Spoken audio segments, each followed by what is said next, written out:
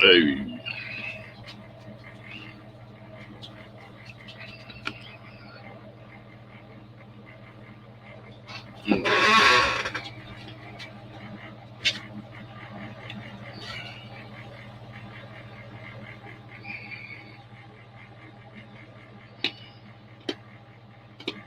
I'm still asleep.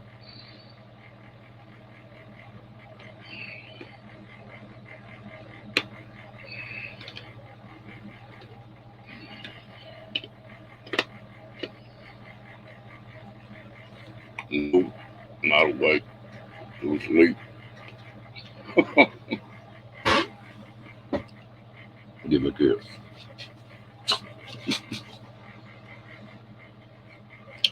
Sloppy kisses, though.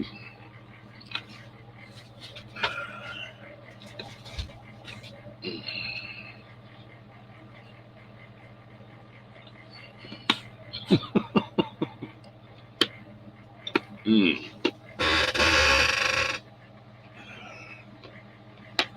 Take me a minute to wake up.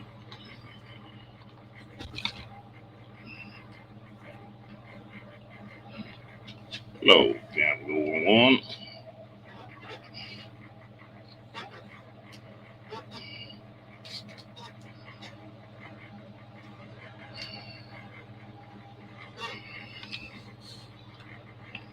How you doing tonight?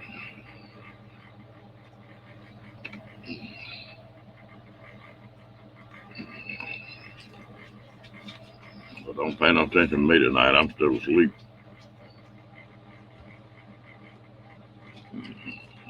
Take me about 5 minutes to wake up.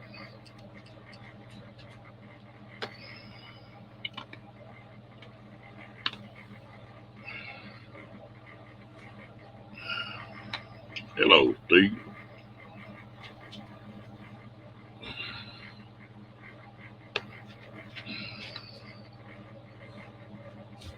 Well, I was real busy all day until, I don't know, 7, 8 o'clock. I laid down. Boy, I crashed.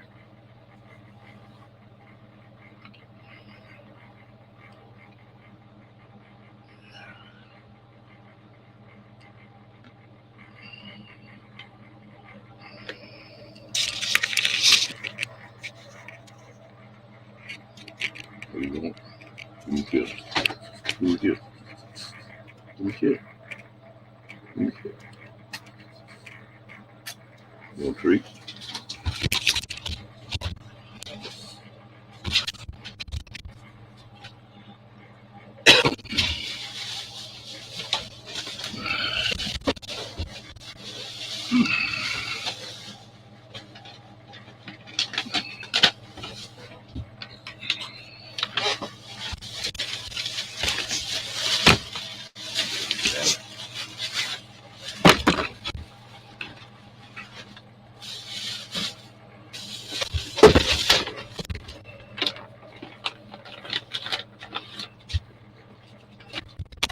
Damn, dog.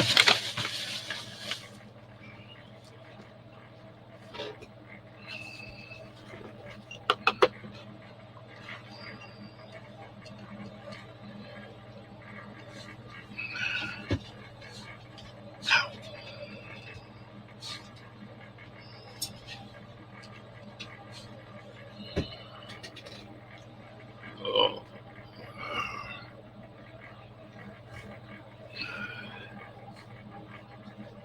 ooh. Take me a few minutes to get perking. Hello, Ned. How you doing tonight? Yeah.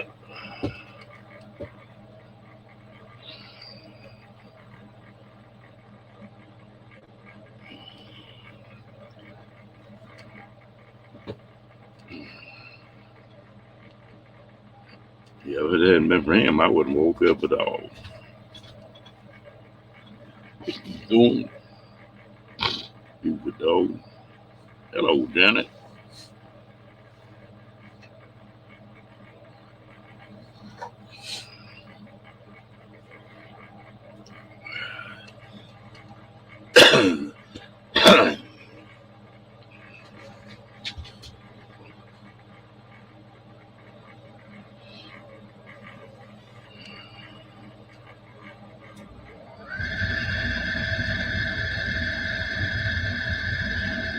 Gonna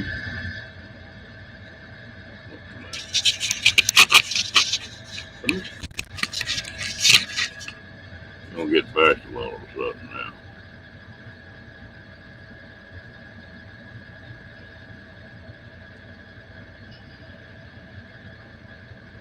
Hell, I appreciate it.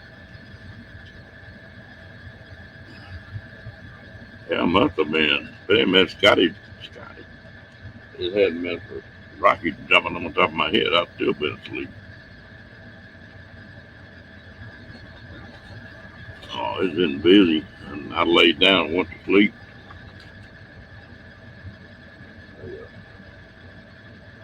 Still haven't woke up yet. It'll take me a minute.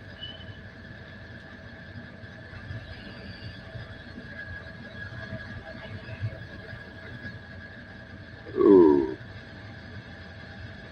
guess I needed it. You go to sleep that hard.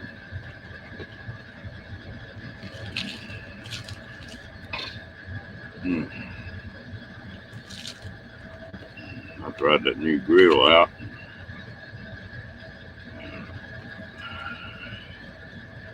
I guess it worked. Put me to sleep.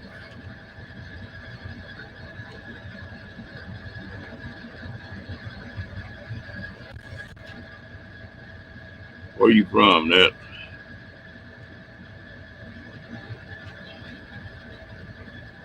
Mm.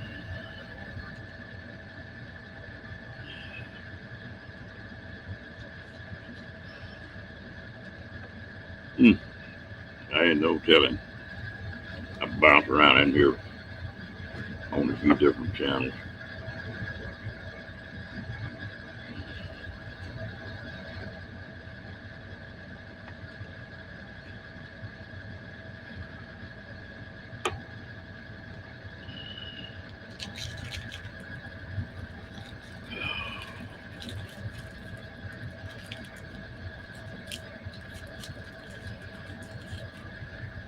Well, there's a pretty good bunch of folks in here when they're asleep, not having bad dreams, but they dream a hell of a lot.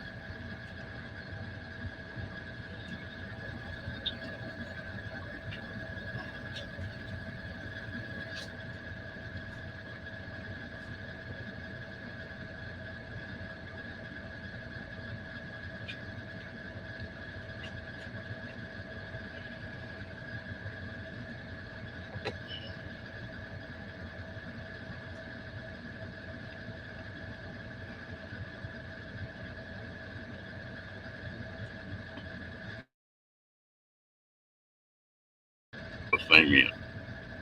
Mike G dream of Mike comes in here once in a while.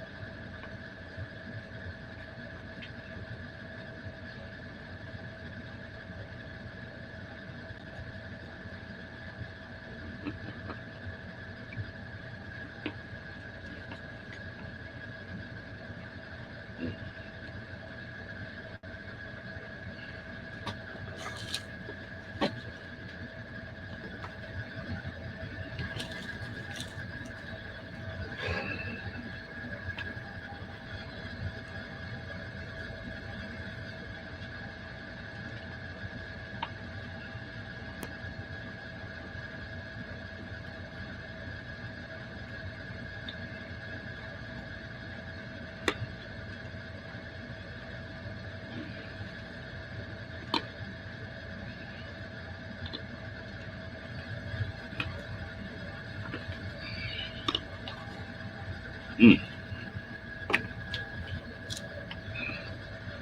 Well, Janice, not your day, go girl.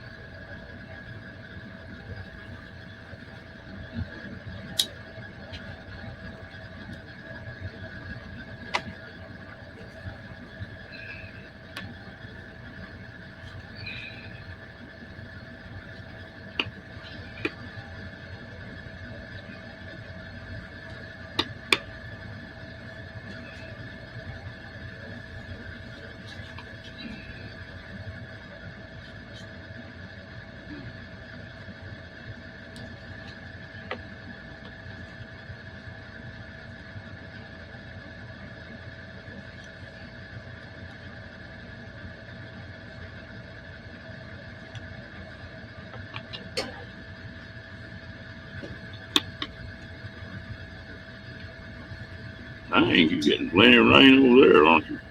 Is that unusual for y'all to get that much rain, Janet?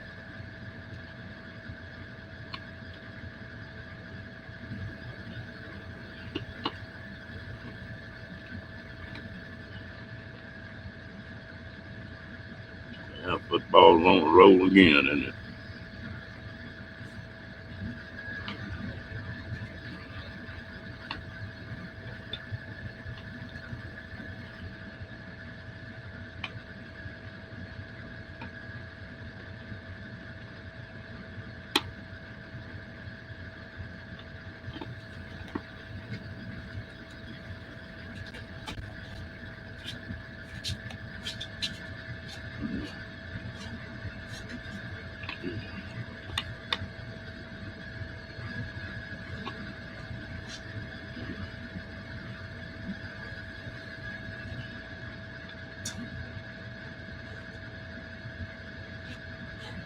Hmm.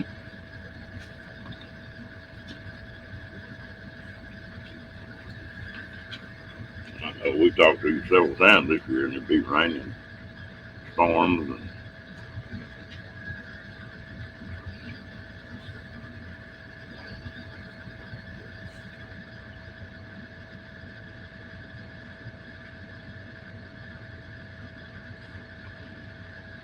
yeah, I quit it too.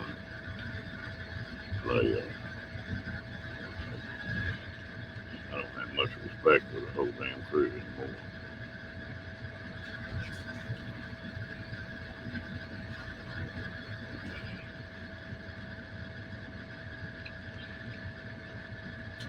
I wonder what would have happened to you, Steve, if you had to pull some kind of stunt like that when you were working for the electric company.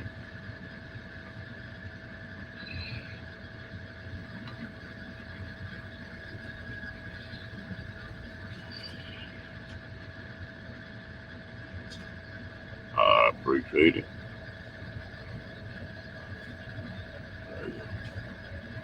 I think you get around that.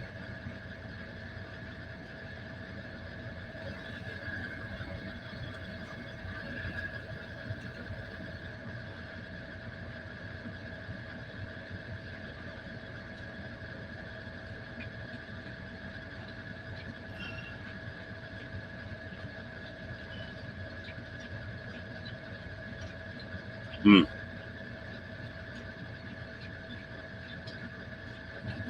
Yeah, that's right.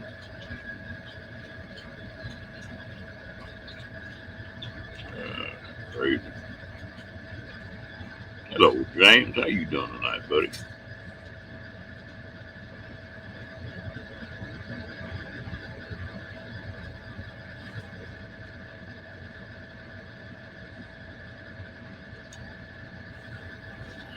Yeah, it's like here in the U.S. this year. Either hello, Johnny Small. How you doing? Like here in the states this year, it's either flooding or it's a dry. They ain't got a bit of water. Oh yeah, I mean, I'm not being critical at all. So you just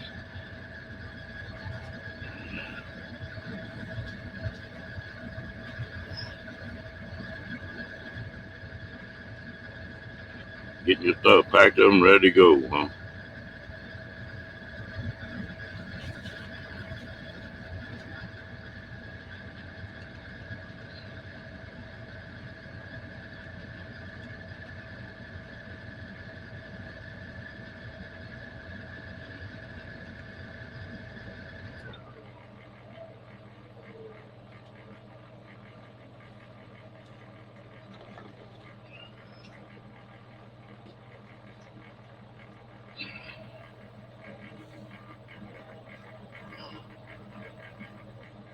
Yeah, we were in pretty bad shape here in Texas too. Now it's getting rainy as you go. It looks like springtime. I bet you Texas is always goofy that way. But I got tickled at people earlier in the year were talking about, oh Lord, they're having to sell a catalyst to drive. Well, hell, they had to do that every 4 or 5 years anyway. Just Texas weather. one that can hang on, boy, that cat'll be worth a lot of money now.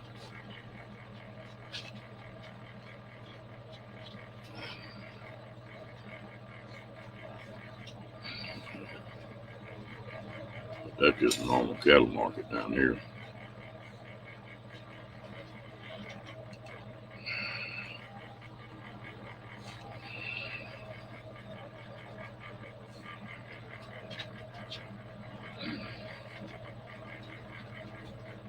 Well, I got that incubator in and set it up. About halfway got it running now. Go for a few days and order me some quail eggs and see if I can hatch any out. Or be something different.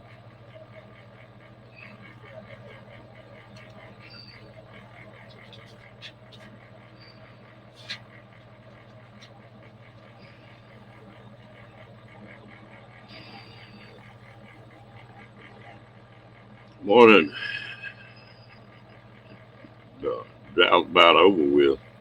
Everywhere I look on YouTube, they got in Arizona, they have plenty of them varmints crawling around. And like that change in the weather has got them moving.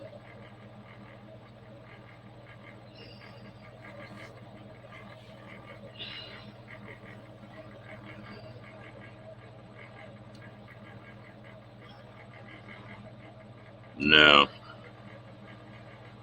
yeah, I guess I'm in a nesting mode. It'd be a hell of a nester with 50 eggs.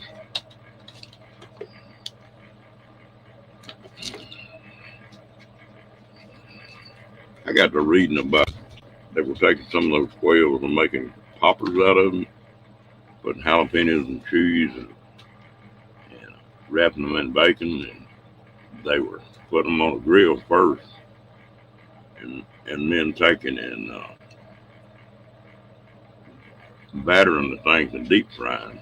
Ever since I saw that, I've been hungry for them things.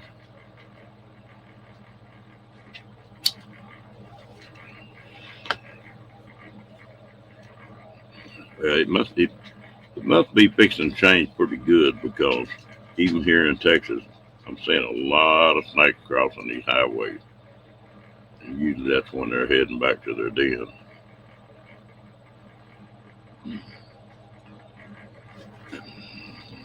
Yep, afraid that's going to happen, Janet. You spare kids once in a while. Oh,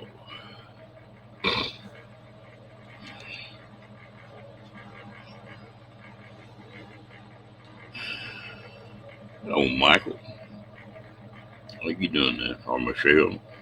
No, that's Michael and Bella. Okay, I'll get it straight here in a minute.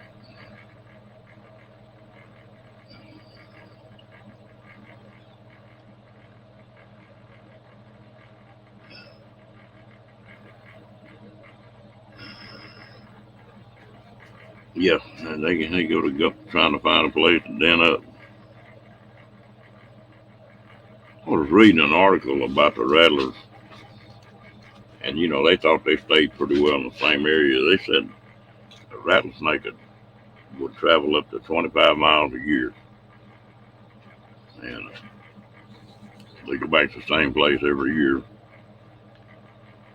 until there wasn't no food there, and then they'd go look for more food.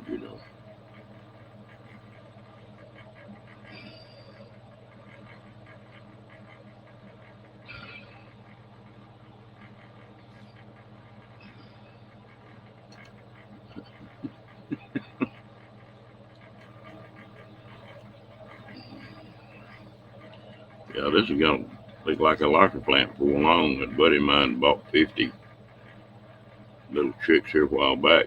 About 2.5, 3 weeks, we're gonna have to start processing them. But he bought 50 of them.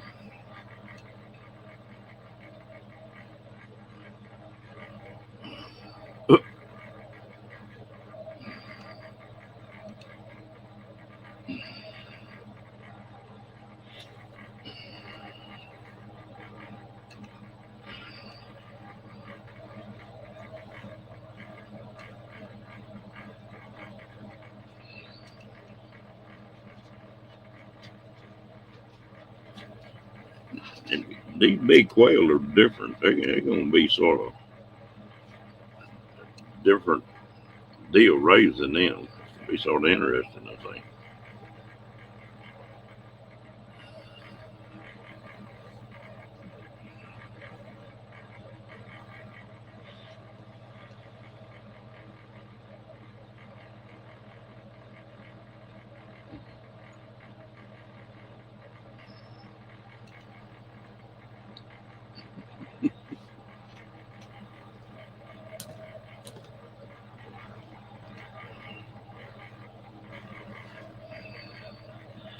My youngest daughter just cracks me up. She was always a girly girl, and she got her youngest daughter now shows these longhorn steers. She's getting pretty damn good at it, and I can't believe that girl is going to shows and grooming them cattle and doing all that kind of mess. Cracks me up.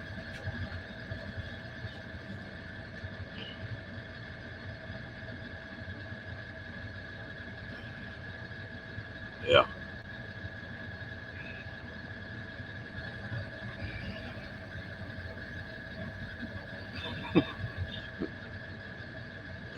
I went on a javelina hunt one year, and it was real cold spell come in, and I think we killed 11 or 12 rattlers that afternoon. I killed one that was 6.5 foot long. Another guy killed a big female, and he wanted the skin off of it. And he, they were going to cook that rattlesnake. He was dressing that snake. She was having them babies. And he was dressing it. All of a sudden, he looked around, and he had 15 or 16 baby rattlers laying on the ground. That'd wake you up.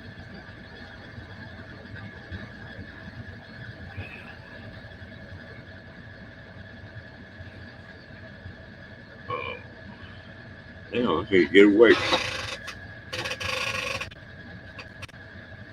Hello. You gonna take over for a minute, Rocky? You gonna talk to the people? You're supposed to look over here. You're supposed to look over there. Yeah.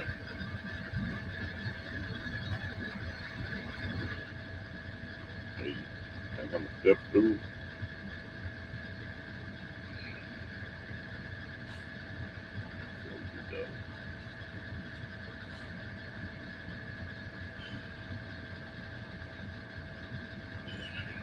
I wish you could. Getting tired of eating my own cooking. Okay, get out. Get out.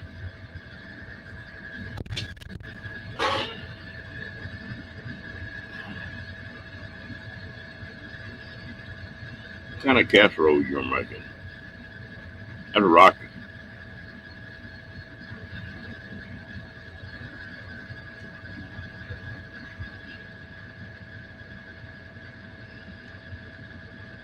Boy, there's some little bitty burgers too.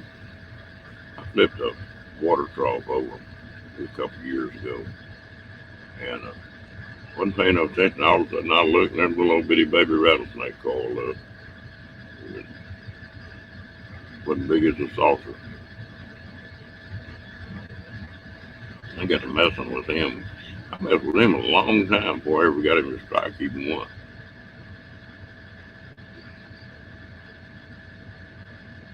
Yeah, he's obedient when he wants to be. Ooh, that sounds good. Hey, Timmy Ray, how you doing, buddy?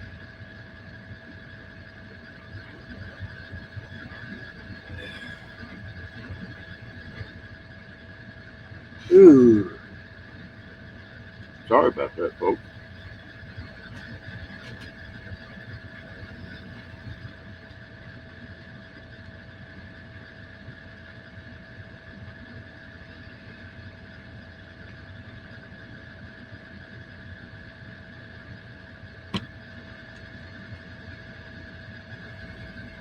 Well, it's gonna be time for some ribs here.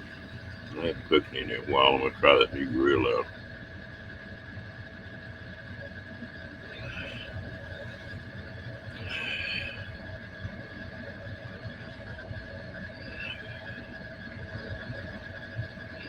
think I'm sleepwalking here. I think I'm still asleep.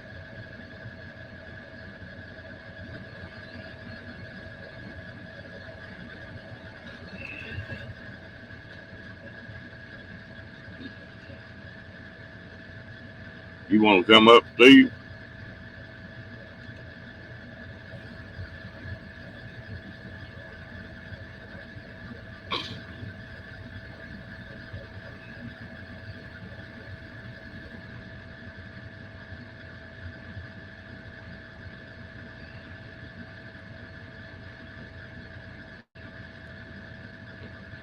Somebody up there give me a chance to wake up.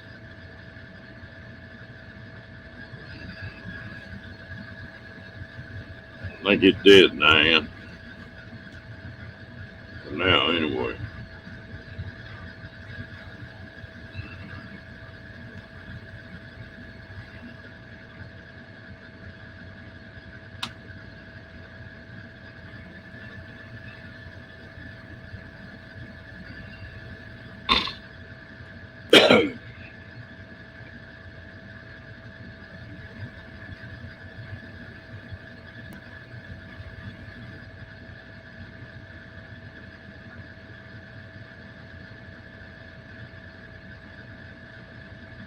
Wake.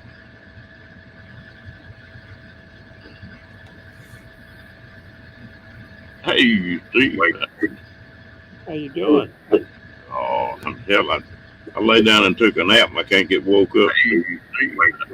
Oh, hang on, let me close YouTube down here. Yeah. Sorry about the echo there. Oh, that's all right. Yeah, I know how that is when you have a good deep nap. Sometimes it takes a while to wake up.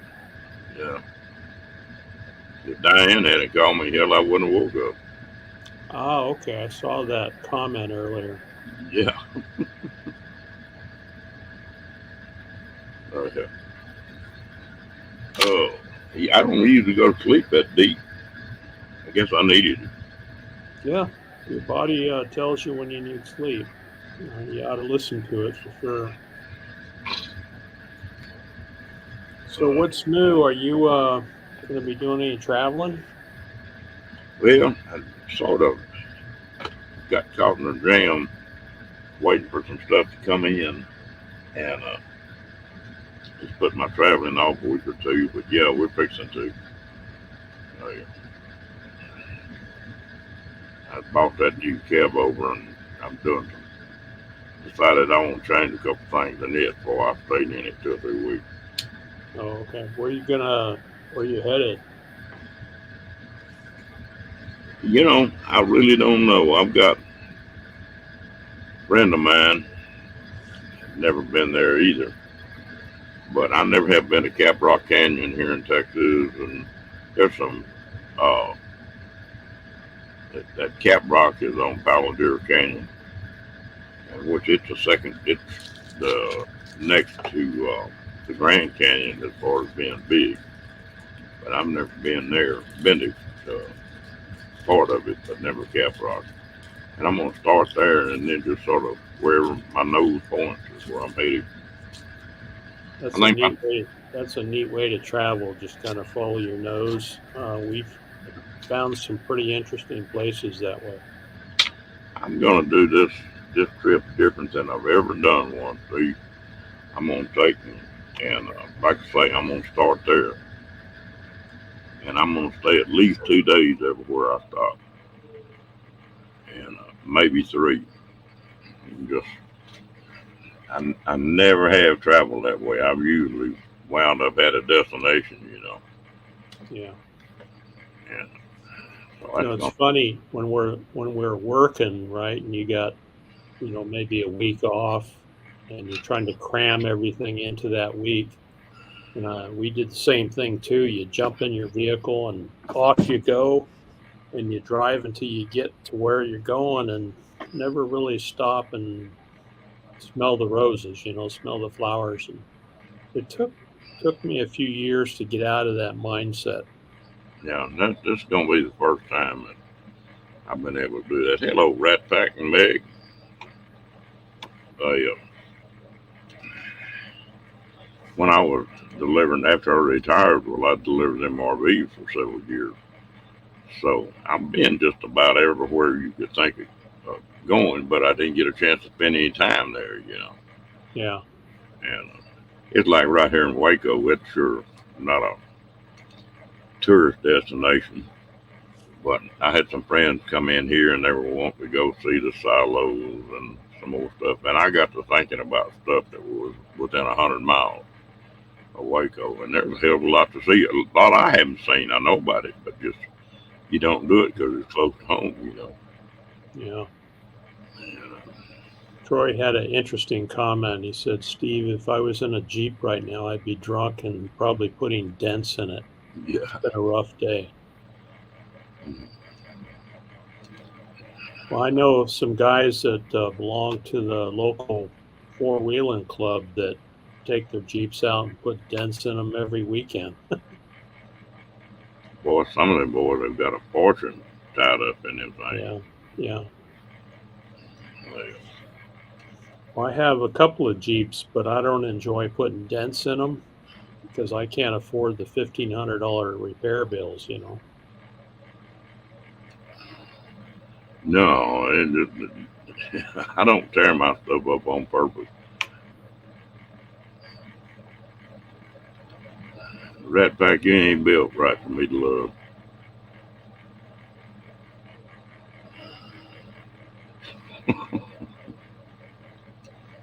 Hmm. Oh, we all love you, Rat Pack. Don't worry about it. Just don't tell anybody. Yeah, so just don't hug me. That's right. You know, I lived in Arizona. Well, since I retired from the military and we came back here in end of 90, it'd be January of 96, I think it was. And I'd never been to the Grand Canyon.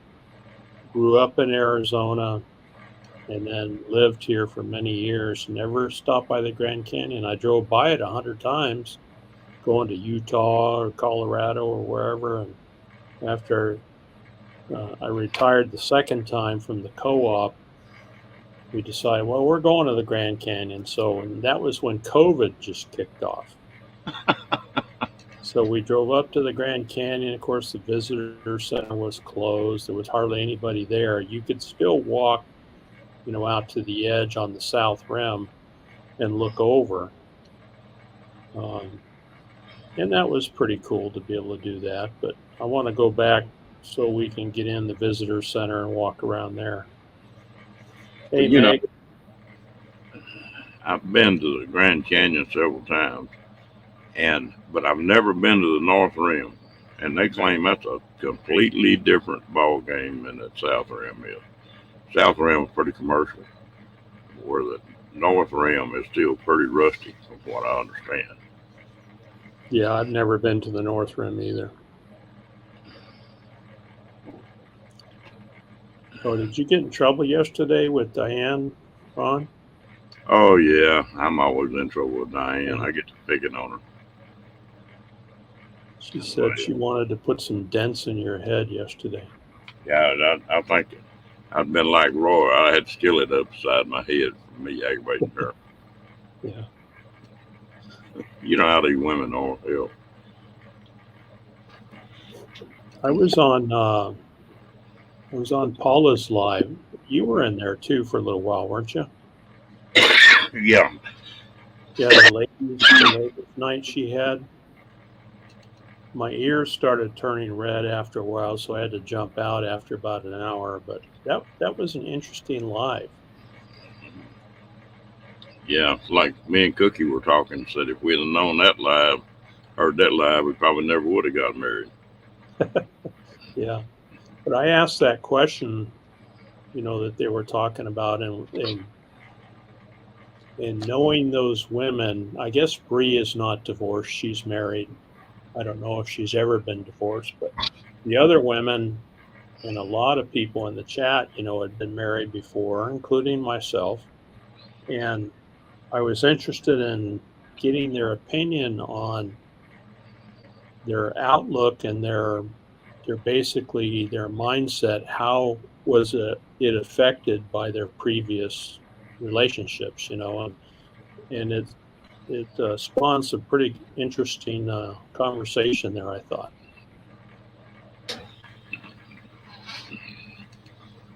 I had an old man, pretty smart guy. Probably should have listened to him a lot more. But he was talking about, say, when you get married, said you marry 3 or 4 different women. Said as you progress along, from when you Yeah, first get married to get pregnant, have a kid, and what kind of change it is when they go into mommy mode for 10 or 15 years, and then what kind of change there is when the kid just about starts getting ready to get out of high school. And pretty interesting if you get to thinking about it. And you get married, well, a guy really doesn't change all that much during that period, but boy, a woman goes through big time different phases, you yeah. know. And One thing that my wife and I have been together, what, 36 years, 36, 38 years, something like that. And one thing that took me a long time to realize for myself is that guys fix things, right? Our job and our mindset is you tell me what you want fixed, and I'll go fix it. Don't assume that I'm going to, by osmosis, just know what you want automatically, right? And so my marriage got a lot better when I was able to explain that to my wife because I got in a lot of trouble when I didn't understand things or understand her feelings, right? And that's part of the evolution of your marriage is being able to communicate and understand each other. And it took about 10 years, I think, for both of us to come to that point. And I finally said, just tell me what you want me to do. If you want me to take the trash out, I'll go take the trash out. But don't assume that I'm going to automatically understand what you're after based on, your emotional feelings or comments. And since, then our marriage has been pretty good. She knows how I think. I'm just a simple guy. I don't deal in the gray stuff. Andrew, they, yeah, reading, you're supposed to be able to read their minds. They sort of. Mhm. Well, another thing, too, is that you take a couple gets married, and the guy gets started in a career, and the woman, now most women have got some kind of career going, Sure. and but they gradually grow apart. The woman's more involved with kids and that kind of stuff, and uh, all of a sudden they look up and the kids are 18 years old, and they're 2 completely different people. They had a they had the kids in between them. That was the buffer zone. And all of a sudden, the first time they got to be around each other, and there's more divorces when the kids are 18, 19 years old than there is any other time. Yeah. You just, people change. I'm gonna tell you what, I'll take my hat off to anybody and get married and stay married. That's not easy to do. No, it's not. My parents were able to do that, but that generation that were born in the 30s was different than we are now. They would put up with a lot more crap from each other and just kind of, squash it down and keep pressing on. You know what I mean? That's what my parents did. Yeah. Well, you know, people just when I got married the first time when I was pretty young, you had a 75% chance you were going to get married and stay married. That was what the percentages were. Yeah. Now, I think it's like 75% chance that you're not going to get married. I mean, if you're not going to stay married, if you're going to Yeah. get a divorce. And of course, back in those days, I was from a pretty big family, of not immediate family, but uncles, aunts, cousins, that kind of deal. And hell, I think I was the first one out of about 40 grandkids that ever got a divorce. And now there's a bunch of them that are, but back in them days, you just didn't jump up and get a divorce overnight. No, you didn't. And I think a lot of the problem comes in we get married too early. I got married when I was 19. I thought I was mature and I thought I was ready to get married, and she did too, but you're really not as mature, at 19 as you think you are. And so as you both mature, you know, lasted about 10 years, and then you kind of find out that I really don't care much for this person, or this, you know, this, my spouse cheated on me. That's what the cause of the divorce was, and so, I didn't have much say in the situation. I just had to deal with it. But getting married too early, I think, is a big problem. Oh yeah, and something else too. There's an old movie. Do you remember a movie with Jimmy Stewart, the Shenandoah? Sounds familiar. I don't remember the storyline though. Anyway, Jimmy Stewart was the old man, and this guy walked up and told him he wanted to marry his daughter, wanting permission. And Jimmy Stewart looked at him and said, "Well, you like her?" He said, "Yeah, I'm in love with her. I want to marry her." He said, "I didn't ask you that." I said, "Do you like her?" Hmm. "Yeah, I'm in love with her." He said, "Wait a minute. You got all the fire and playtimes is great, and it's supposed to last at times, but it's not going to be continually. And if you don't like her, you won't be able to stay with her. You won't be able to live with her."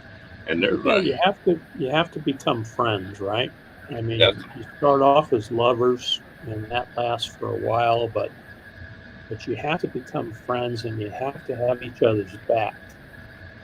You have to stand up for each other. You don't talk crap about each other behind their back, things like that.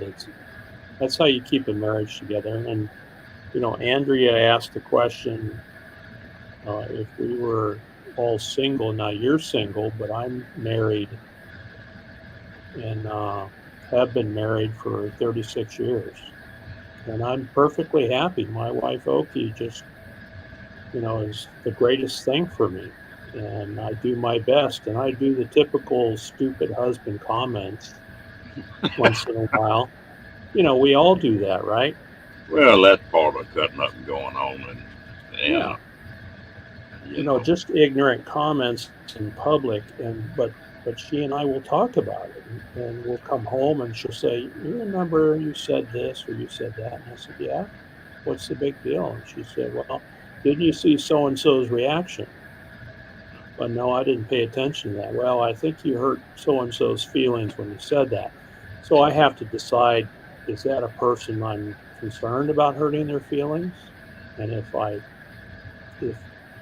said something wrong, then I try to learn from those situations. You know what I mean? the And the either clamp my tongue or say it a different way or not say it at all. the one trait of women that cracks me up, and just I roll every time I get into that situation, is you'll say something or do something and not really hear too much about it until about 5 years later. And if you be grumping at somebody and all of a sudden something gets thrown up in your face that happened 5 years ago, and hell, you don't even remember what they're talking about. You know, Yeah, that, hello, T. I know what you mean. I know what you mean. Yeah. You learn that there ain't a woman alive could put up with me. I've been single so long that I don't think anybody could put up with me 24/7. And But some of that just crack. I get to thinking about some of it, about getting a butt eaten from somebody, and you not even know what you're getting chewed out about until you start digging around, and it was 5 or 6 years ago. Right, right. Yeah. Well, and my wife and I, she lets me know if there's something bugging her. We don't press on until I know what it was. And sometimes, our spouses will clam up because they're pissed and they don't want to blow up and say something mean or nasty. And so, they'll clam up for a while and you just have to sit back. I have to sit back and wait, for the conversation. And sometimes it's not too pleasant, but you got to go through that if you're going to keep your marriage together. Well, there's I think there's one thing that we don't do, uh, and I'm not talking about me and you. I'm talking about married couples and people in relationships, is they don't talk. Yeah. And if you can't talk to people, you can't make it. I don't give a damn how hard headed you are. It ain't gonna work. That old Mhm. Josh, they and like I say, I had two bad marriages and one really good one, and this last one, my wife died, and it'd be hard to match up to that. We were married a long time. We got along well, and in just about every field, was she's a world class artist. I mean, she could do anything, and I could always build anything, and so we complemented each other pretty well, Mhm. and Yeah.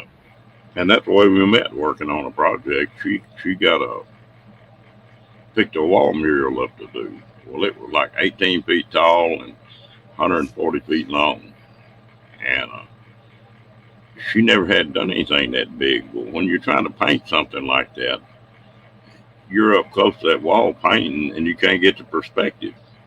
I mean it, Right. and I'm talking to her one day, and she was just freaking out. She said, "I don't know what I'm gonna do." I said, "Well," and the way I sort of got into it, I had a forklift that with pallet on it that I was putting her where she needed to be. And I said, "If you'll work with me, I'll show you how to do it." I said, "I can't paint it, but I can lay it out." Mhm. So I went and cut a piece of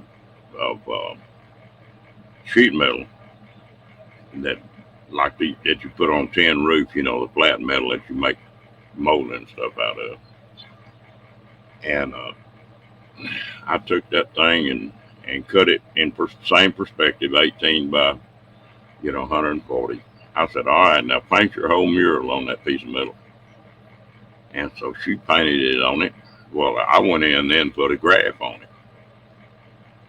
top of it. Well, I could take a tape measure and go in and say, "This is the guy's shoulder, and this is the top of his head, and this is his hand, Uh, this is the leg, and blah blah." And she just she said, "Well, I got a better way to do that than that then." And she got hold of some big cardboard, and the real and tricky,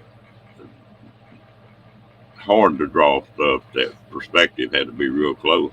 She made a lot of cardboard cutouts even, mm. and so that's the way she did that whole wall. Now, when it come to a painting, she take paintbrush instead of throwing paint. But one thing was, it's really funny. She could do all that fancy, pretty work and could not draw a straight line, and Oh, is that right? couldn't draw a building. Huh. Yeah, and of course I worked with prints all the time, and drawing, so that was easy for me. So if she had any kind of painting, you had a building in it, I'd have to go draw outline the building, and then she could take off and go. But we made a good pair, Yeah. and Yeah, my wife does that for me too. I'll be working on a project or talking about a project, and I'll see the wheels turning in her mind, and she'll let me go start it, and then she'll come out and she'll say, "Well, have you considered this or considered that, or why don't you try this or try that?"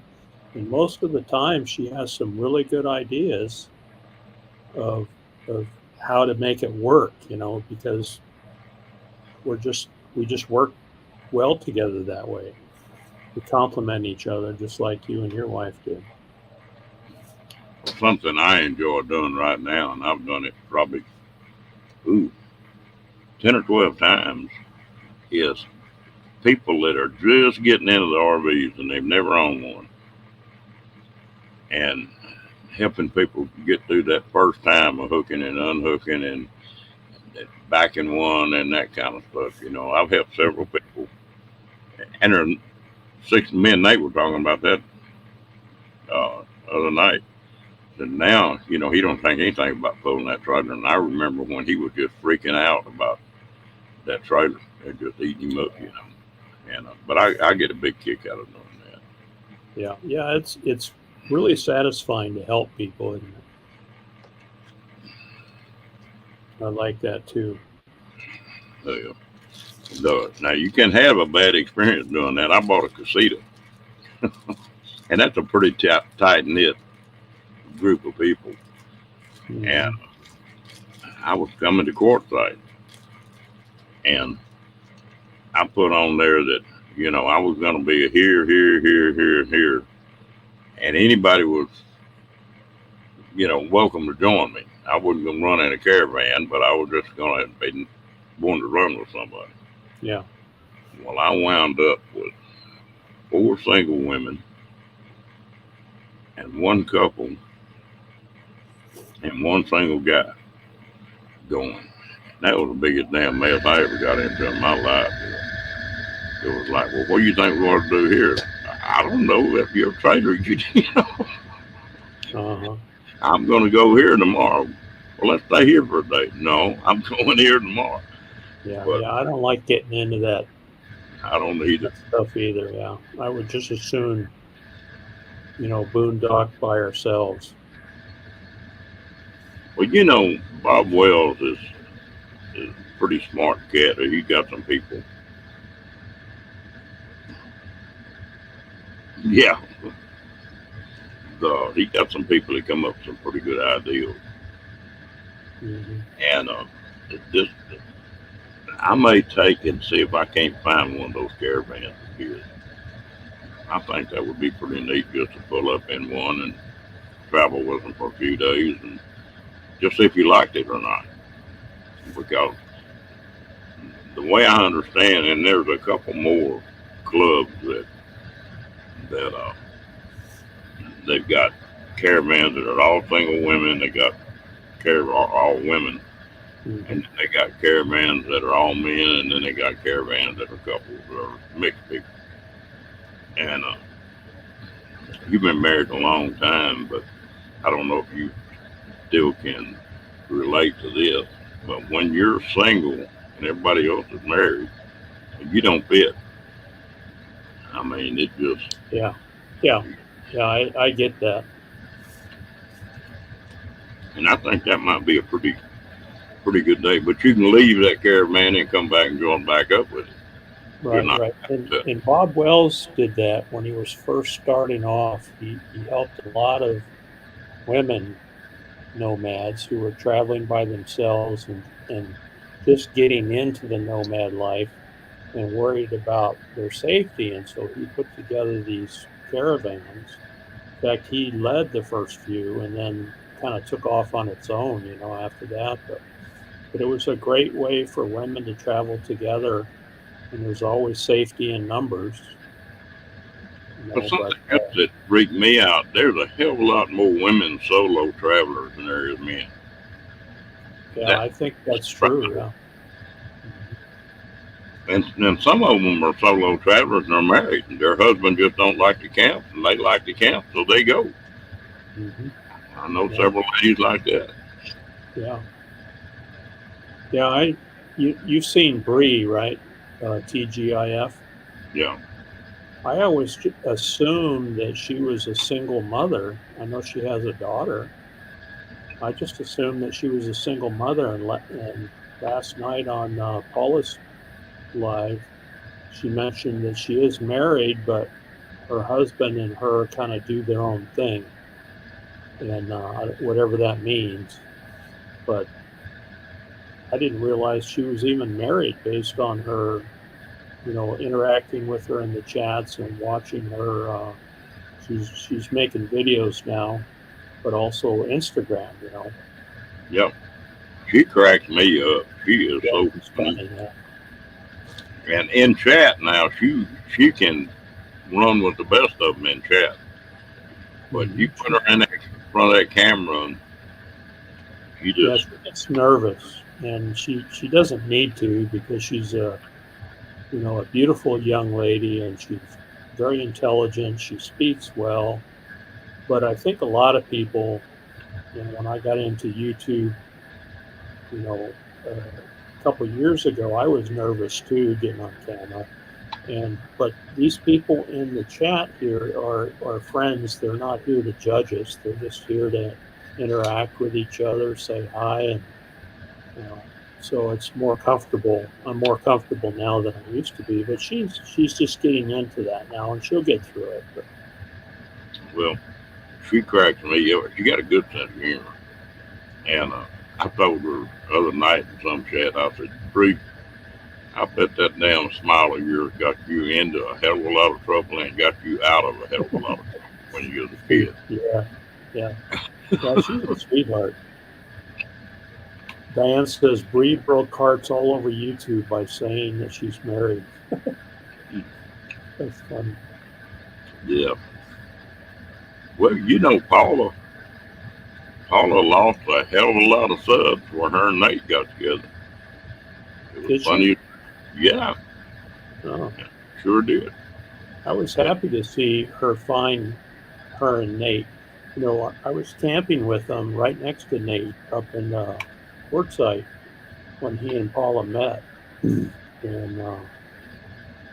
following Paula, for a couple of years before they met,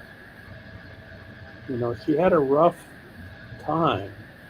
It's never easy, as some of the people in chat are talking about. It's never easy to get divorced. No. It's heart wrenching when it's a bad divorce, and as well as I do, when you find the right person, that makes all the difference in the world. It changes everything. Well, there's an old saying too, Steve, and I believe in this, is that a guy gets married hoping a woman won't change, and a woman gets married hoping that she can change the guy. And there's a lot to that too. There is, yeah. Yeah. She Devil is in here. I didn't realize she was in here, but how you doing, She Devil? And here's Brene. Brene's in here. Good evening. Fairy Dust is doing videos, and I enjoyed watching one of them today. She did a video on the Quartzsite meetup, Box Fan D's, back last January. And it was nice to see that and kind of relive the memories, of that time we were up there on Quartzsite. Well, just we got some good folks. This channel here, not just because it's my channel, but it seems to have drawn a particular kind of people that are pretty good folks. Oh, yeah, yeah. It's more so than a lot of channels I've seen. And I guess the crazy as this bunch can get, I guess you got to sort of fit in, or this channel will drive you nuts. Well, there's some women in here that will straighten you out. I ain't saying who it is. You already know. If you step out of line, they're gonna straighten you right back up again, which Well, is good. I tell you what, they make it easy on me, Janice and Kat Yeah. and Diane, and it just there's some more of them that I don't have to do anything. And before somebody really starts getting out of line, well, they're gone before I can even figure out how in the hell I was going to do something. Yeah, they take care of it for you. So Meg's comment here, I'm reading that. She says, my being married was before me being a creator, but then I got divorced. It's just a thing. I hope my love never changes who he is. And yeah, I think being a YouTube creator, I know after I retired, I had a YouTube channel just to watch other people, but I never did any filming or anything. Thanks, Brene. And I needed something to do after I retired, from the co-op, and and just putting some videos together on different things around here, is and creating those videos and doing the editing and having people watch them and enjoy them is really satisfying to me. I don't do it for the money. I don't do it for the recognition. I do it because I enjoy it, and I enjoy people commenting, and I like when people enjoy it. And I look for comments, and things to do that I can do better.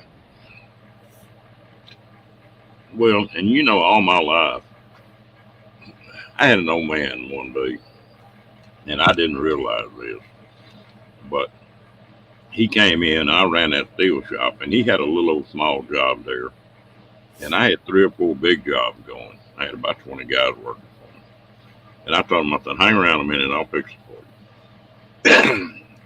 But we did job work too, plus some big jobs, and I was standing there talking to him, and we got started talking about politics for a minute, and I was watching what the guys were doing, and I hollered at one of them, and "Don't do that now. We got to do such and such and such and such." And then somebody called me on the phone from one of the plants I worked for, and had a problem, and I straightened it out for him over the phone.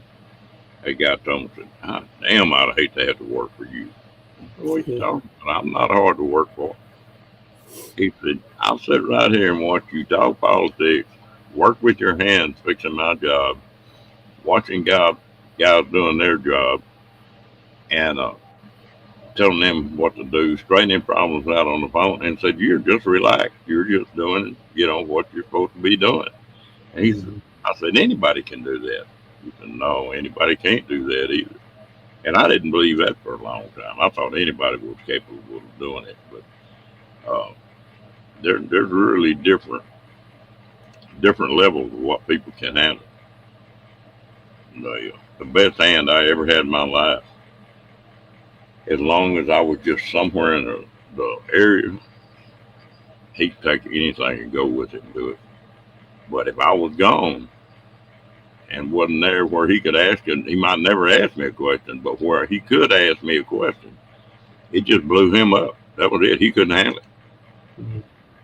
And When the, I uh, when I got hired on at the co-op, electric co-op, I was a dispatcher for the first year, and then I got over into the tech shop. In the tech shop, we repaired transformers, anything that hangs on a power pole or sits in a substation. That's that's what we worked on. And so I went through a 4-year apprenticeship, and part of that apprenticeship was teaching you how to be a helper, because that was your job. And one of the things that we learned was to anticipate what tools are needed, what material is needed. When you're working with a journeyman, you're the helper, and that is to watch and learn and then have those things ready to go before they even ask for them. And that takes a couple years, to figure that out. But being a helper is, you know, and being a good hand, like you say, is important in those situations. my dad and I didn't, after we got in partners for, we sort of split our business, and I took nearly all the outside construction, and he took the biggest part of the inside, the shop construction. We had shears, brakes, iron workers, metal machines, all that junk, and we could do just about anything. And we didn't get to work together very much. But when we did, it was we could do 3 times as much as 2 other guys could because we didn't even have to talk. I mean, Mm. he reached for a 7/8 box in. Well, they was already handing it to him. Yeah. Yet, and man, you talk about pleasurable to work with somebody like that. It just do, never a ripple. Just and I don't know. I miss that. I miss the creative part of that. But 'cause my reputation around that part of the country where I was at was that somebody come to town and say, "Well, I got such and such I need to do. Who do I need to talk to here in town? Who's the best?" And I've had 100 people tell me that, yeah. Said we'd tell them, well, if you want it done right, go find Ron. Hmm. He ain't gonna be the easiest son of a bitch to get along with, and he's not gonna be the cheapest. But when he gets through, it'll be right. Yeah, And yeah. I don't know if that's a good reputation or a bad one, but Well, it is what it is, right? I mean, yeah. and yeah, and where I got the reputation of not being easy to get along with, people come in there with some kind of off the wall ideal that they thought would work, and I'd been there before or something, hmm, and say, hey, that won't work. Well, that's the way I want it. I'm paying for it. Well, fine, take it somewhere else. I'm not putting my name on it. hmm, And I've told a bunch of people that, and I'm yeah, not going to put my name on something because you're going to forget it was your ideal when we get through with it and you start paying for it and it don't work. And I tell somebody that now. I've run some customers off doing that. sure. But Well, most, if it's your own company, you're the boss, right? And you can accept work or reject work well, however you want. that, But you're working at the electric co-op, when one of the kids would come up with what I thought was a stupid idea, I would try to be more diplomatic about it, and I would say, okay, well, if you want to do it that way, this is how I see it coming out, and explain to them the direction that this job would go, and then to get them to realize that ain't going to work. But sometimes I can incorporate one or two of their ideas, right, into the job so that they have some way of contributing. Say, okay, I like that idea. Let's go ahead and use that, but I don't like this idea or that idea, but we'll use this idea. And so they have that feeling they were able to contribute, and we well, got the job done. I worked for myself for years and years and years. And then after I retired, I went to work in the company during a period of years. And that was the hardest thing for me to do is see a company doing something that's costing them money, it's not working, and having to keep your mouth shut, you know. Yeah, And yeah. you had to learn that. I mean, it's not your company. They're paying you. So Hmm. that's hard to know. That's hard Yep, to do. yep. Troy made a good comment up here. He said, when I worked on job sites, a coworker could look at me and I would throw him a tool before he could even open his mouth. And that's, the anticipating what they needed before they even asked you. That's part of the whole thing. Yeah. Yeah, I never will forget April Fools with Janet when I come on here and said I wasn't going to do any more live. And I told them that was April Fools. And Lord help, you talk about a cussing. Well, you on there that night too. I don't think I was. I don't think I was. I have to prepare for your lives. Like today, I took a nap like you did, took an afternoon nap. I had a Diet Pepsi for dinner, along with my tacos. And I said to myself, okay, I got to try to stay awake tonight to get on Ron's live. So my whole day has been pointed to this hour, Ron. So understand it's a real effort for me to stay up this late and hang out with you guys. So Well, you know why I picked this time slot? When I got on here and started this, there was nobody on this time of the night. yeah, And that was why I picked it. And well, that's why I picked Monday morning. I started off at, I think, 10 o'clock. I'm back to 8 o'clock because nobody else was doing it then. I didn't want to bump into anybody or tick anybody off. Yeah. Yeah, Janice is still giving you a hard time. Oh yeah, she was plenty mad at me. And it wasn't April 1st where she was at. And I don't know what that just popped in my head when I got online. I wasn't planning to do that. Mm-hmm. And just when I started filling paperwork out, to get online, I thought, have a little fun tonight. Yeah. Sometimes you just follow your gut, right? Yeah. I mean, I try to, on my lives, I try to have a subject, that I want to talk about, but sometimes it goes off the rails and you just have to go with it. I don't think I've ever, and a topic just don't work in this life Yeah. because it's just, it's off in left field Yeah. somewhere. Yeah. Yeah. And it works for you just fine.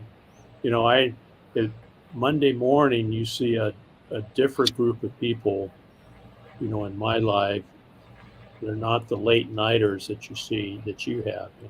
Some of them come in, but Diane says when jokes go badly. Trouble, trouble, Renee says. Yeah.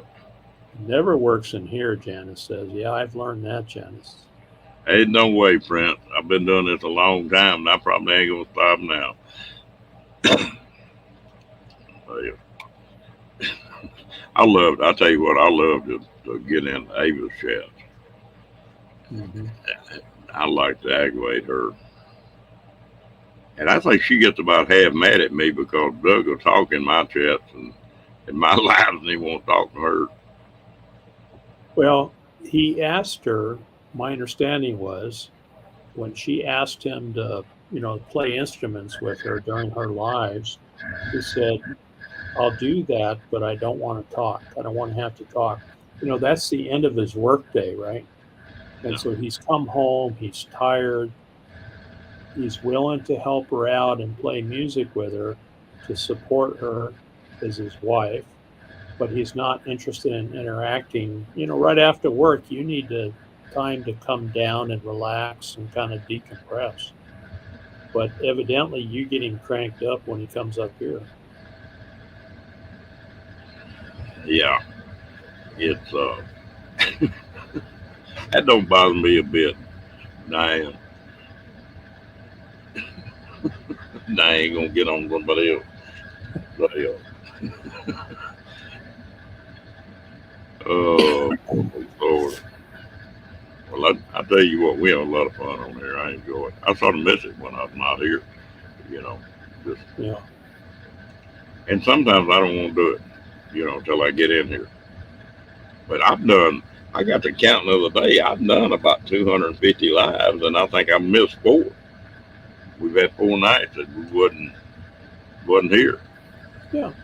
Well, you're laid back. You're a laid back guy, and you kind of run things that way. It's not people come in here, just to hang out and chat and be with you, and it's a good group of people. Well, I think it like Janice and Diane Fair does. They're oh Lord. Oh yeah. I think I'm gonna stay out of this one. Yeah. So let's see. What's the weather going to be today? Yeah. Yeah. Looks like it might be some thunderstorms that fix Oh, it. I don't know either. Let's see.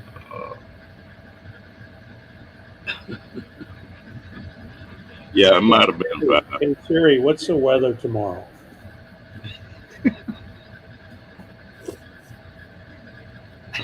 Ooh. Yes, dear.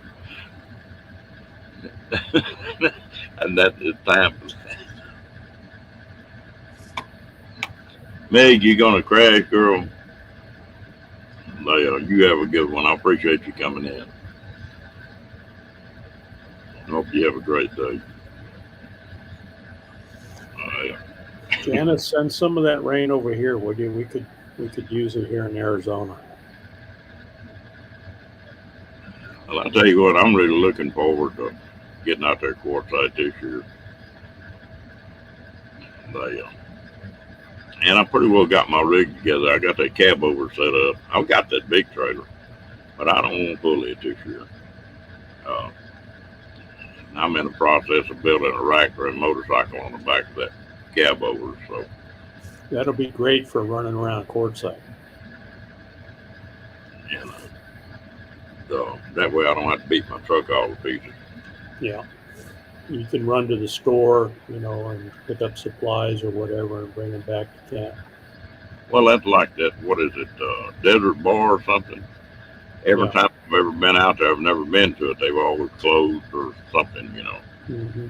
And I want to go up there and eat a burger there just for the hell of it. And I want Yeah, to visit.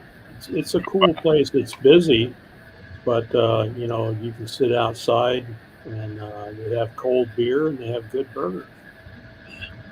Well, when I was up there, they weren't. I don't remember if it was a weekend or the middle of the week, but they were just open certain days when I was out there. And I think that's changed now. I think they open every day now. That thing got huge.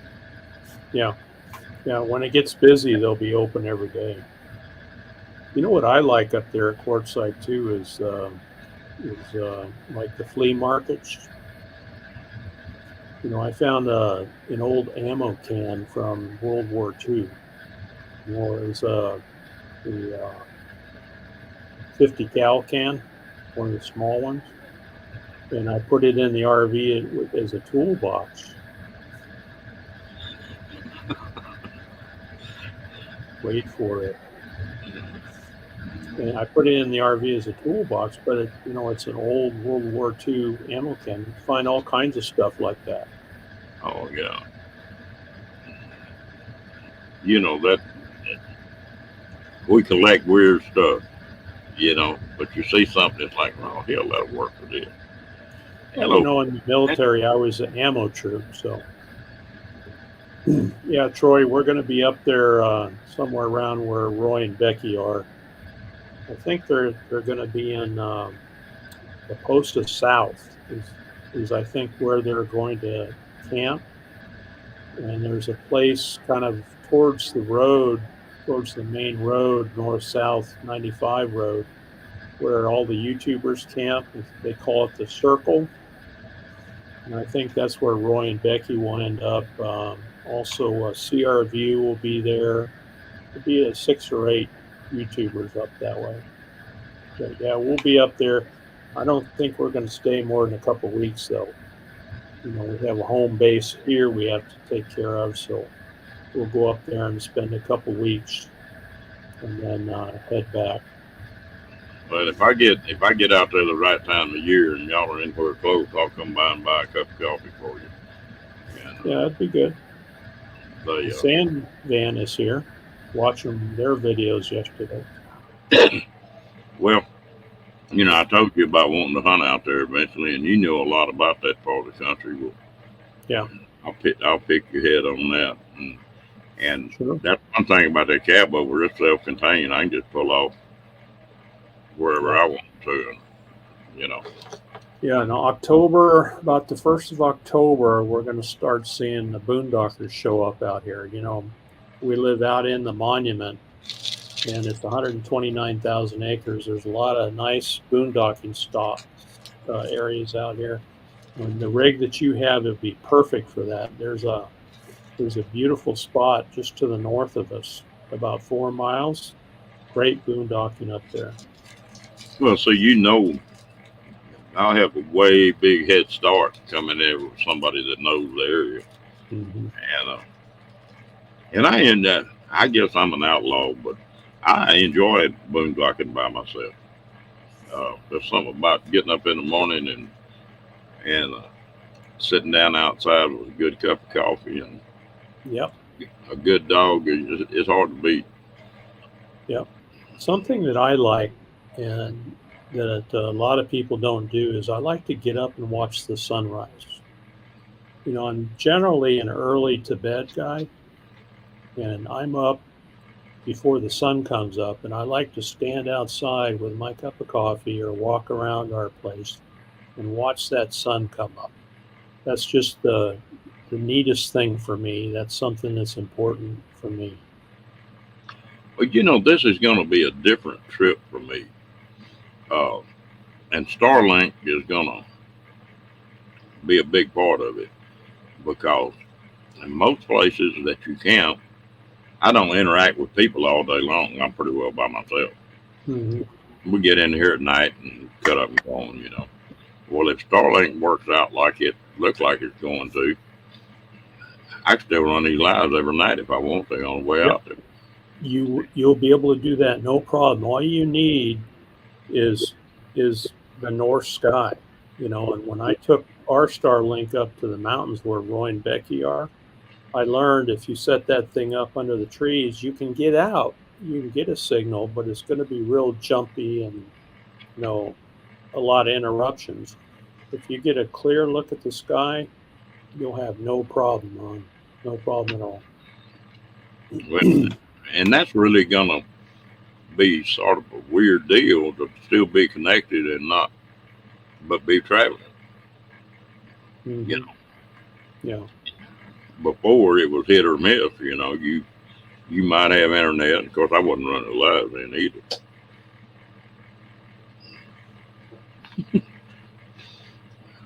Yeah, I think I'm gonna have to build a little back porch on that cab over, Diane.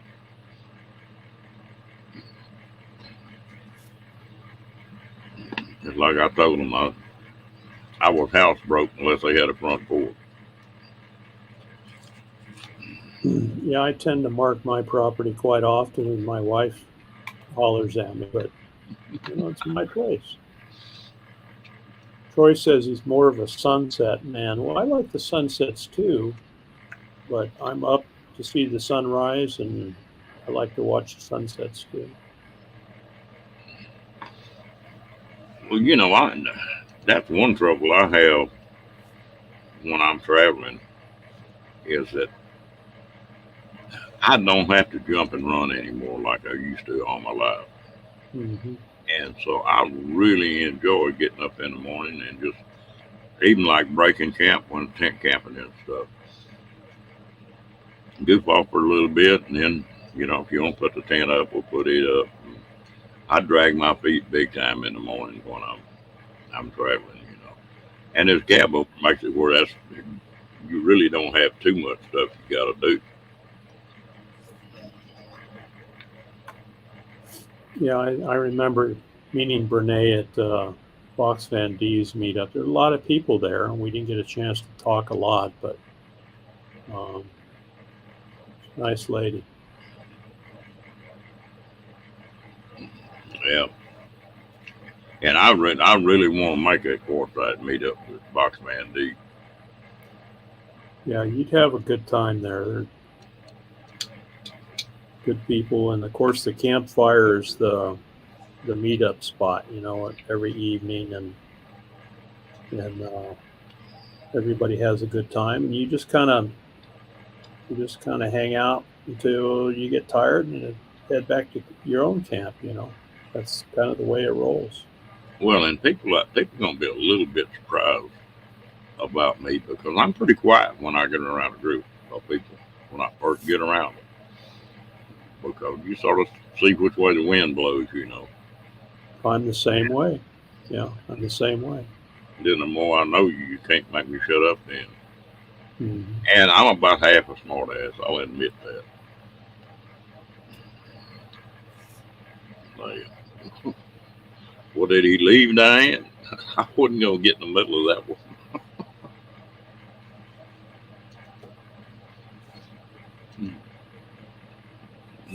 Bro, Good for you, Diane. 7 days. No dead bodies yet. that's good. I'll take my hat off to anybody that quit smoking. And my worst trouble about smoking is I enjoy smoking. Just I never Yeah, have. I did too. I was a 3-packer a day when I quit, and I just got to the point to where I couldn't breathe anymore, and I had to do something. And then I talked to my wife Oki, and and I said, I gotta quit. I can't quit. If you're smoking in the house, I'll never quit. And so I need to quit for my health. Well, you helped me and you quit too. And she did. So we both quit. And that's the only way I was able to do it. And, I tripped up a few times, as until I was completely a non smoker, but it is not easy to do. It's one of the hardest things I ever did. And I smoke more right here than I do anywhere else. It, Yeah. it's just handy. I can Yeah. go to a place or be somewhere where you can't smoke, and I don't even think about it. I Right. mean, it doesn't, it's a, people talk about it's addictive. It's it's I think it's more of a mental addiction than it is a physical one. Well, it's the memory of doing this, and having that in your hand. And, of course, the taste is good too. I know that. I still remember that. And I don't judge people for being smokers. That's a personal decision. Yeah, yeah, it really is. And people do get pretty obnoxious about it sometimes. And I won't smoke around somebody that's not that it bothers or in somebody else's house or car or something. Yeah. You know. But I'm sort of like I stop smoking about liking rattlesnakes. You know, now if you're in my territory, that's a whole different ball game. Hmm. You know. Yeah. Yeah. I was to the point to where I was waking up at night, coughing my lungs out. I couldn't breathe anymore. And so I had to do something. Yeah. Diana, I ate a lot of candy, a lot of hard candy. So Yeah, yeah, I traded bad lungs for rotten teeth. I'm pretty good about Tootsie Roll pops. If I'll stick one of them in my mouth, and I do pretty good with that. But and it's not a good habit, but it's my habit. Sure. They, oh, I eat dang mints left and right.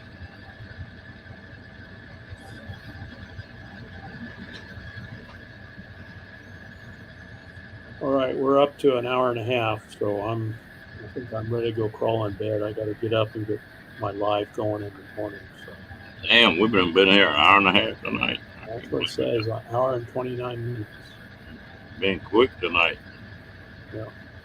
Like, well, Steve, I appreciate you coming up and bailing me out tonight because I was half asleep when you first got up here. Yeah, I noticed that. So glad to help, Ron, and thanks Yeah, for having me up. well, Appreciate it's like Paula was talking last night. That's the first time she'd had a panel up like that in a long time. it. Hmm. And I don't know if you watched her live. Well, she came on this live then after that. Oh, she did? Yeah, and she was Oh, wound up. We got cutting up going on just about as bad as it was with her live. yeah. Yeah, Paula's good people. I met her, Oki and I met her at Quartzsite too. We camped there in the same area. And I followed her channel for quite a while, so it was nice to be able to meet her. That's the Oh, nice thing about Quartzsite is being able to, see people in person and interact with them. yeah, ever since before I ever ran live at all, I used to go on Paula's live and pick on her every once in a while. And most of the time, not say a whole hell of a lot, just throw a one liner in there every once in a while that get me in trouble. Yeah, So, yeah. But then you got to answer all the hellos. So it's kind of nice to sit on the fence and not say anything for a while until you're ready to reply back. yeah, they,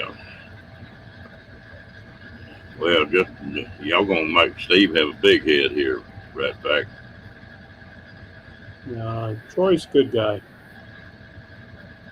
Troy, you take care of yourself, buddy. Whatever you're going through, you'll get through it. So don't let it ruin you. It ain't worth it. Just take care of yourself, and we'll talk to everybody later. Very Dust, good to see you. Keep those videos coming. I'm looking forward to reliving Quartzsite. I enjoy that. I got to thinking the other night how many people, including myself, uh, a year ago that were just watchers, and how many channels there are now that have been bred right out of this society. And Yeah, and Bree was one. I don't know how Brene was, but Bree was one that said, "Oh, I can't do that. I'm no good at it." And you know, I watch her stuff, and she has good videos, oh, she and does. does a good job at it. And Brene does a great job too. I mean, she has her video recordings of Quartzsite, and then she narrates over top of it. The people that you see on film and things like that. And we're not here to judge anybody. We're here to enjoy each other's company and watch and support each other's channels. So I that's know. We're not leaving yet. But, I'm going to bed here, and you guys have a good time. So how long thanks. you been putting videos up, Steve? Oh, I don't know, a couple years. Well, you've got here in the last 4 or 5 months where you put a whole lot more up than when I first met you. Yeah, because I probably have, because we live out in the monument, where we have desert all around us, 129,000 acres. So, I jump in the Jeep, I go out the front gates, turn left at the stop sign, and there's my neighborhood at 129,000 acres. So there's a lot of content out there just right outside my gate and inside the property. We were looking at a horny toad. My wife came in with a little tiny horny toad about the size of a quarter yesterday, and she said, "Come and look at this," And so we went out and looked at it, and I said, "Hey, that's a good short right there." So we dumped it in a box, and I did a little short video on it to show people this is a horny toad. It looks like a dinosaur, and that's right outside my front door. And so there's so much there. I like to share it with people, and I See, enjoy doing that. you screwed up like I did. One of my early videos, there was a red ant bed there, and we were talking about the horny toads, and the fire ants came into Texas and killed the red ants, and when they did, the horny toads left. They're, they used to be everywhere. Well, they're not here anymore. I haven't So seen one since in 20 the years. the horny toads won't eat those ants. No, those ants are killer. They, Okay. they kill the big ants, but y'all got enough dead wood and stuff, or like up in the Aspens, you got the tree ants and stuff. And I've Mm-hmm. seen them horny toads up on top of the mountains. And but they've got a big ant that they feed on. But I got informed right quick that those were not horny toads; they were horned toads. Yeah. And I come back and told them that just depends on what kind of damn mood the toad's in. That's right. That's right. Yeah. Yeah. Very good. Very good. Yeah. But they're neat That's, little that's what we called them growing up, as horny toads. Yeah, I Yeah. played with them things. Just there's a real interesting. I'll tell you one more little old tale here. There's a real interesting story that took place about 75 miles from me, I guess. There was they built a new courthouse, and they put a time capsule in the cornerstone on their courthouse. And one of the things they put in there was a horny toad. And here about, I don't know, it's been 20 years ago, I guess now, they tore that thing down. And that horny toad was all shriveled up and dried up. And they sort of set him off to the side, and he got wet. And 50 years later, that damn horny toad come back and went back to motivating again. He was still alive. Really? Yeah. And it was really a weird deal. They got a monument set up in that town for that, and a Uh-huh. name for that horned toad.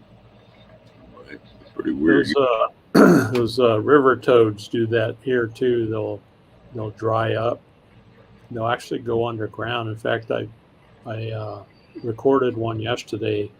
It was down in a gopher, like a ground squirrel hole.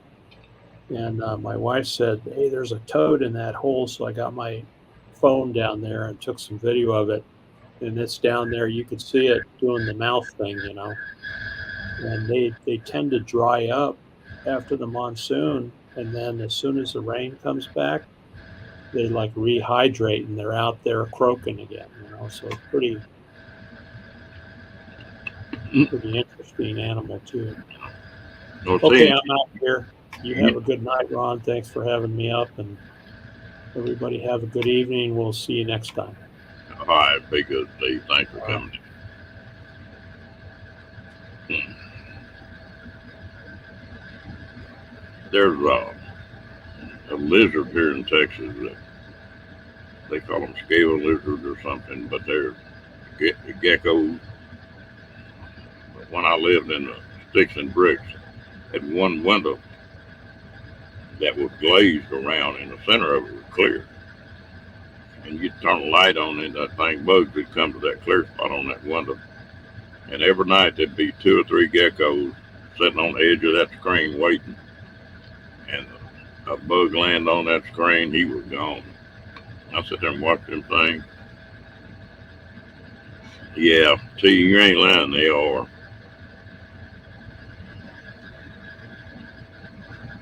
They, them things are something else. They've taken this country over, but they're not as bad as they used to be. I don't know. They sort of, the area I'm in now is pretty rocky, so they're not as bad here in that black land.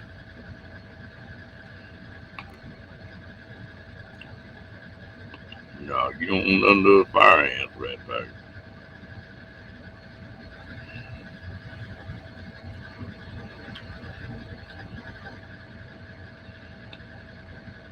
I think will cover you up.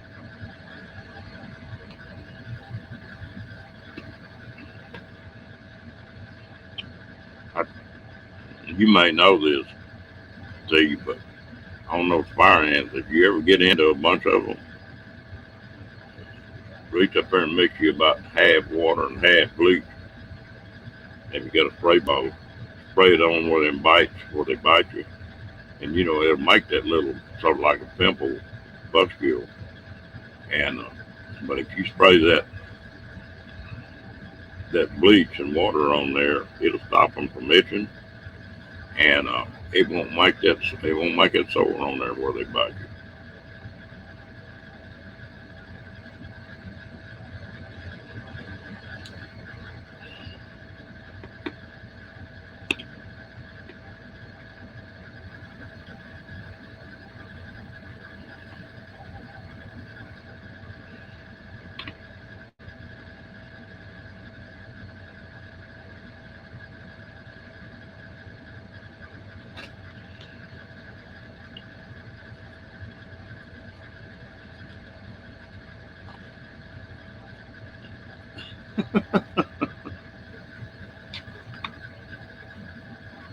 Yeah, usually I'll shut down it.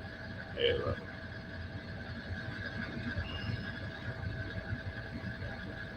yeah, it really does help. It's something about that bleach kills the pH in that poison. I know if you get a bee sting or a scorpion sting or anything like that, if you take and cut a half onion, just a regular onion, just slice it half into it and go rubbing it on there, it'll knock that sting pretty good. I think it works the same way.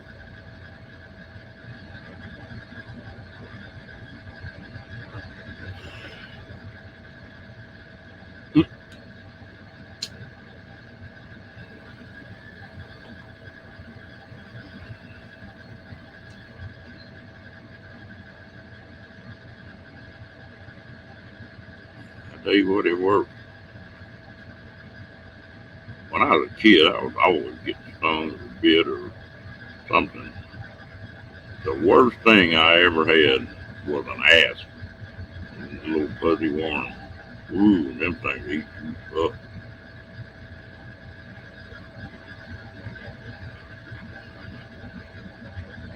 Mm, that's not good.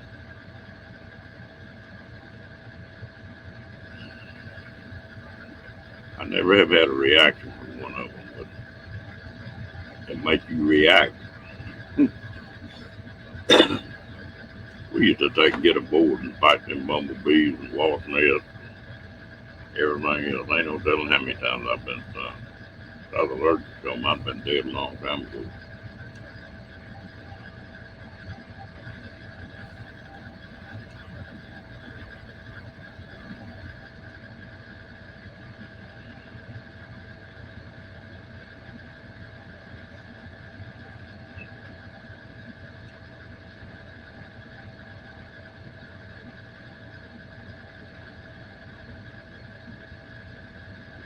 Mm.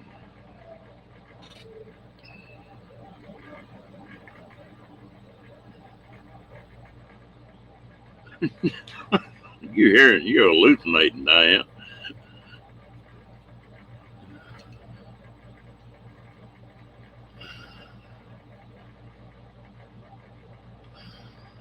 Damn.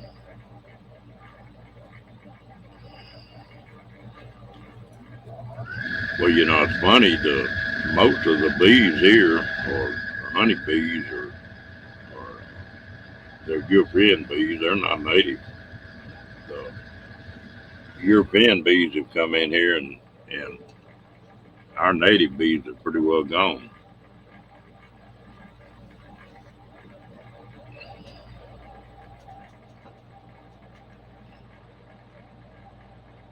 Ooh, yeah, they do too, rat pack. When we were talking about a different kind of bee.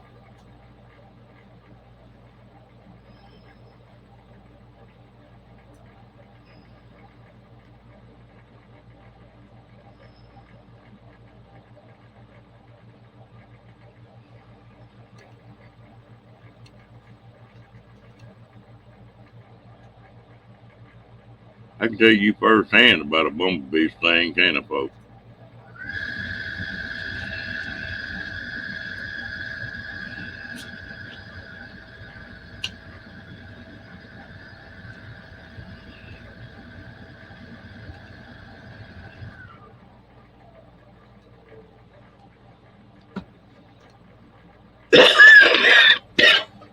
Damn, that went down the wrong pipe.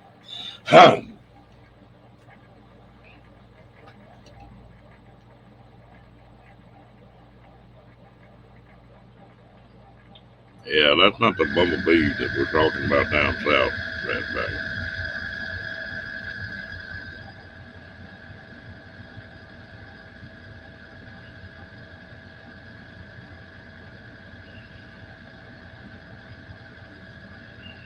Texas, we got an abundance of things that are sting, what they call it, sting, stick, or strike.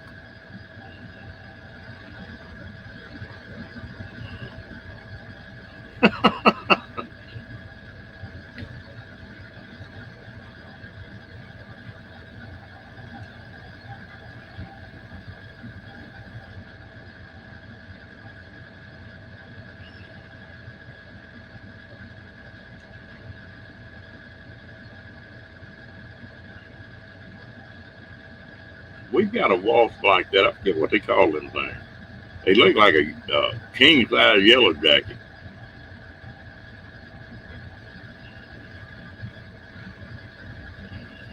I forget what they call them things. They're a hornet. They're not a wasp. Or the one we got in Texas.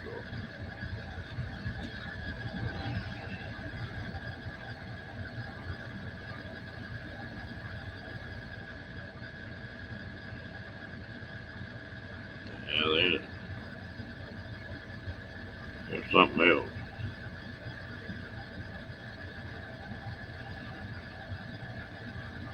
I tell you what's bad seeing is there's a lot of little bitty animals here in Texas that we used to see a lot of, like a horned toad, and there used to be armadillos everywhere here, and they pretty well knocked them out.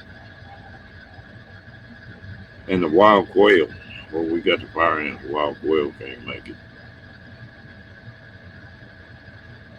The only good thing they don't do well in a rock, so they're we sort of in and out up here.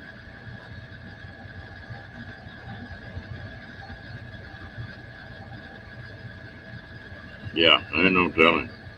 We've got one that's 3 or 4 inches native here in Texas, but it's a hornet, but he looks like a wolf. Good night, Miss Steve.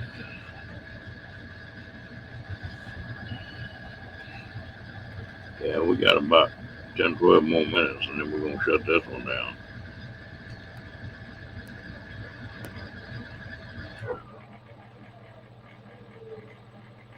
Yeah.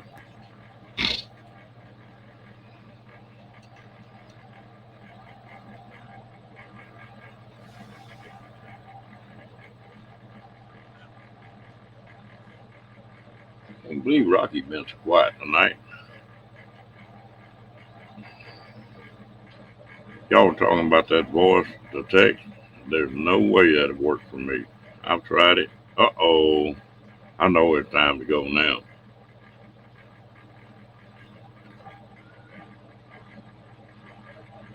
I just got it out of my mouth. About 10 or 12 more minutes, we're fixing to go. Here comes Sean. I think he sits out there and just waits till I say that. How you doing, Mr. Sean?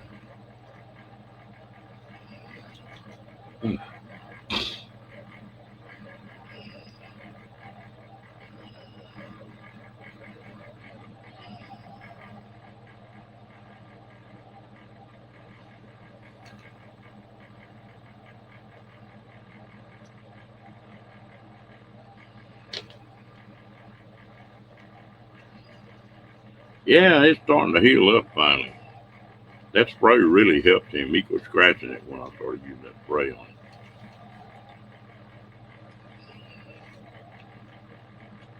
It doesn't seem to bother him like it did. He don't act like he feels bad or something.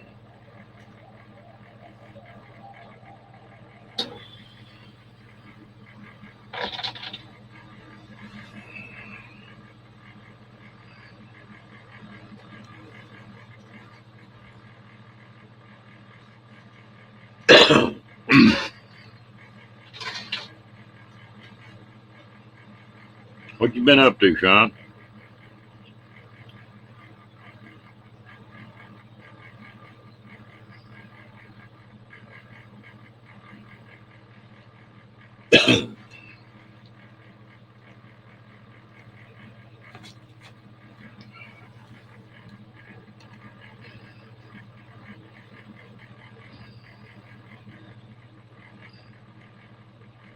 Diane, did you escort our buddy out the door, or did he leave on his own?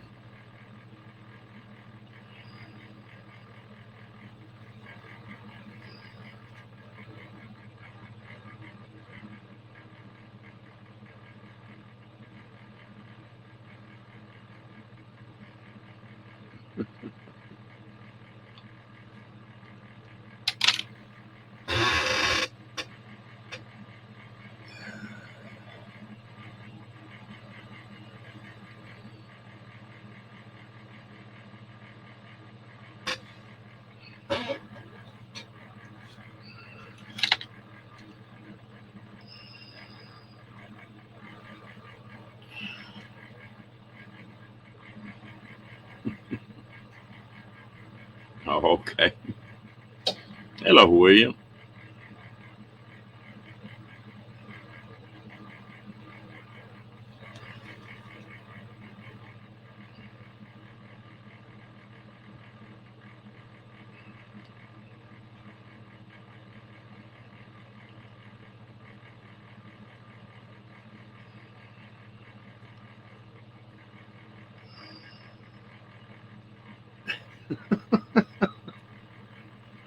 Just say yes, dear John. That's all you can do.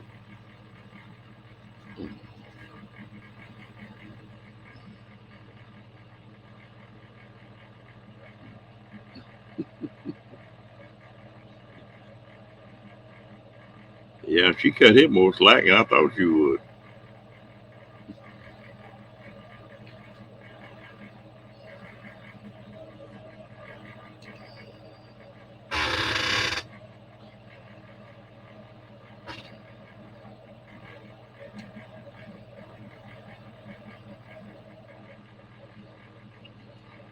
Sometimes that's a smart thing to do, Mr. Sean.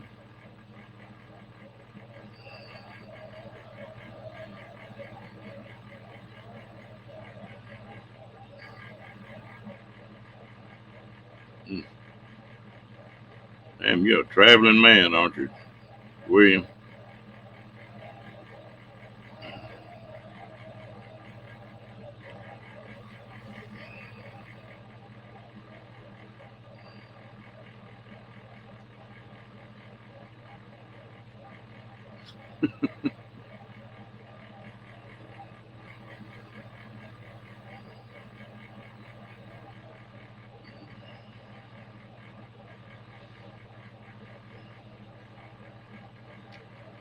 Yeah.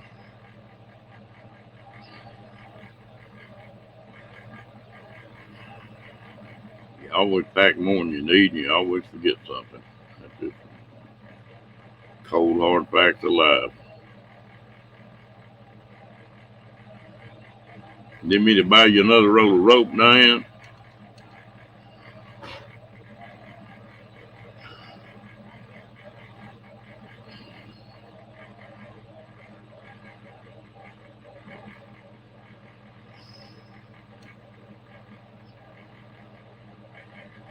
Yeah, that's good.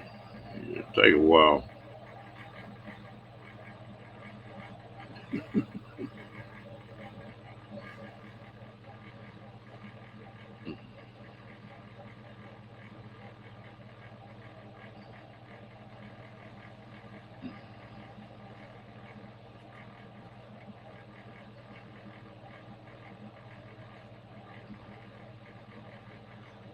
Ooh, I'm before we get sleepy again. Maybe I can go back to sleep. I was sort of wondering after I woke up.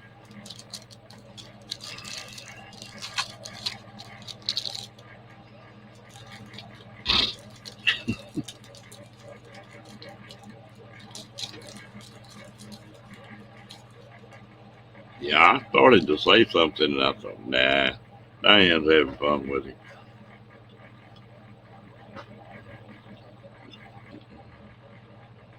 I thought Janice was going to get on him.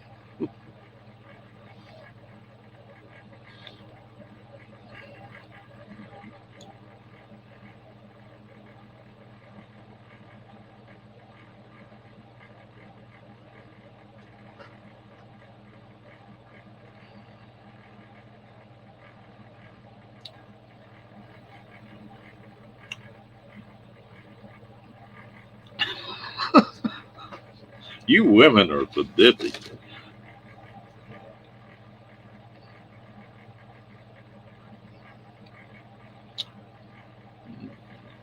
Yeah, me too.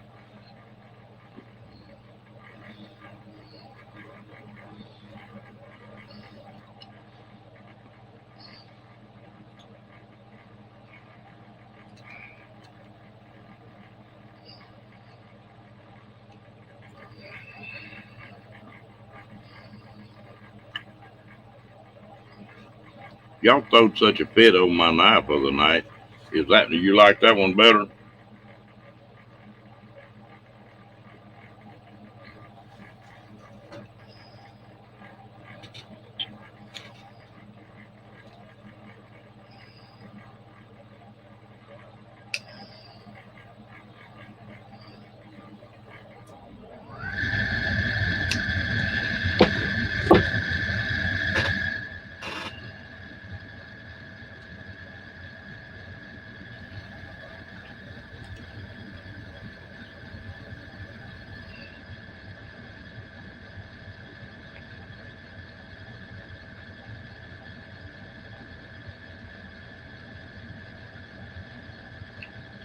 Okay.